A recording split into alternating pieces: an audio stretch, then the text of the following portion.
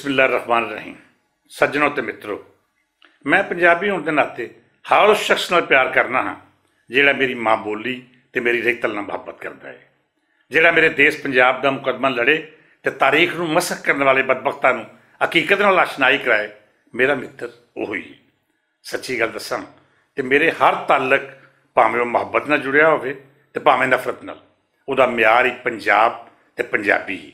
इस म्यार उत्ते वेखां ते मैनूं फवाद चौधरी उन्हां लीडरां तो वड्डा नज़र आउंदा है जिन्हां पंजाब का नां लैके कई वरे हुकूमतां कीतियां पर पंजाब के मुफाद की गल कदी नहीं की। पंजाब का नां लैके पंजाब ते पंजाबी के हकों का सौदा किया, पंजाब के पानियां ते वफाक तो मिलने वाले खजाने का सौदा किया, पंजाब वेच के अपनी सियासत चमकाई। मैनूं अजै हर लीडर तो नफरत है जिहड़ा पंजाबी हो के पंजाबी की गल ना करे ते पंजाबियों नूं गाल मंदा करन वालियां दे मोढे नाल मोढा ला के खलोवे। तुसीं PTM वाली वेख लवो, पंजाब की धी मरियम नवाज उन्हां लोकां नाल खलोती है जिहड़े पंजाब ते पंजाबी नूं बुरा कहण नूं सियासत समझदे ने। इन्हां फौज नूं गाल कढ़नी होवे या दूजे सूबे में लुकाई दियां मुसीबतां दा रोना होवे, ये पहलां पंजाबी नूं बुरा भला कहणगे।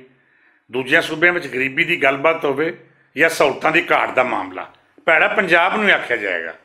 मैनूं मरियम नवाज का बहुत एहतराम है, पर उन्होंने भी इस मिट्टी का एहतराम करना चाहिए जिन्हें उन्होंने जम्मिया तो जिहदे अंदर वो वड वडेरे दी हड्डियां दफन ने। किसी सच्चे पंजाबी के सामने अचकजई जिहा बगैरत पंजाबी या पंजाब नूं बुरा आखे उहदी गैरत सुत्ती रह जाए, ये किवें हो सकता है? मरियम नवाज जी, सियासी मजबूरियां अपनी थावें, पर गैरतमंद तो उही हुंदे ने जिहड़े अपनी माँ बोली ते रैतल उत्ते भौंकण वाले कुत्तियां दी ज़बानां खिच लैण। तुहाडे सामने कोई अपनियां झूठियां तावीलां राहीं तारीख नूं मसख करके तुहाडे वड्डियां नूं बेगैरत ते बुज़दिल होण दा मेना मारे ते तुसीं चुप खलोते बस तमाशा वेखो, फिर तुहानूं किवें गैरतमंद मन्निया जा सकदा है? मरियम जी, तुसीं अचकजई दी बकवास सुनी, फिर कोयटा जलसे अंदर भी पंजाबियों नूं गाल मंदा किया गया ते फिर पेशौर विच भी कुछ कमीनियां अपने अंदर का गंद तकरीरां राहीं पंजाब उत्ते मलण की कोशिश की, पर तुसीं कोई एहतजाज ना किया। गैरतमंद ते बेगैरत का फर्क जानना जे तो फिर किसी दिहाड़े इसे PTM के जलसे में सिंधी या बलोची बारे कोई सच्ची गल ही करके विखाओ। ये सच बोलो हाँ कि पंजाबी बलोच भरावां नूं रोज़गार देंदा है, पर उत्थों हमेशा पंजाबी मजदूरों की लाशां ही वापस आउंदियां ने। पंजाब सिंध उत्ते अपना पानी ते वसाइल कुर्बान करता है, पर सिंधी ने पंजाब नाल हमेशा नफरत ही की है। तुसीं ये सच बोलो तो फिर वेखो जाली जमहूरीयत पसंद बिलावल नूं ते इस झूठे तरक्की पसंद अचकजई नूं कि वो तुहाडे नाल की सलूक करते हैं।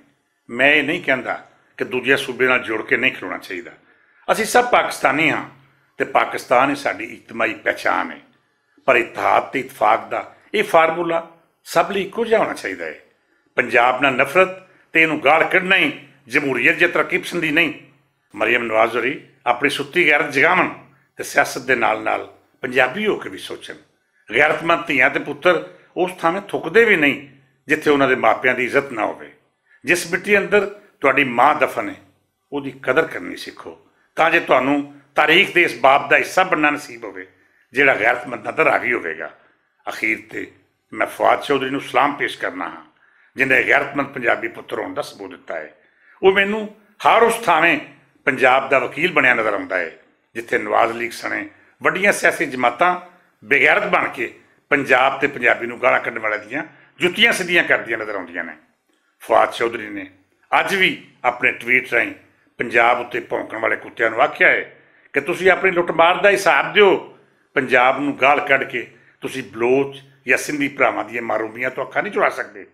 अज हर कोई जानता है कि इन्हां मारूमियां के जिम्मेदार पंजाबी नहीं बल्कि बलोच सिंधी तो पख्तून लीडर ने जिन्हें लुकाई की थावें आप दौलतां इकट्ठियां कीतियां, अपने ढिड भरे तो लुकाई नूं भुख नंग वंडी। अज जमाना बदल गया है, वो हिंदुस्तानी एजेंट बेनकाब हो रहे हैं जिहड़े पंजाब का नां लैके दूजियां सूबियां अंदर नफरत के बीज बीजते रहे।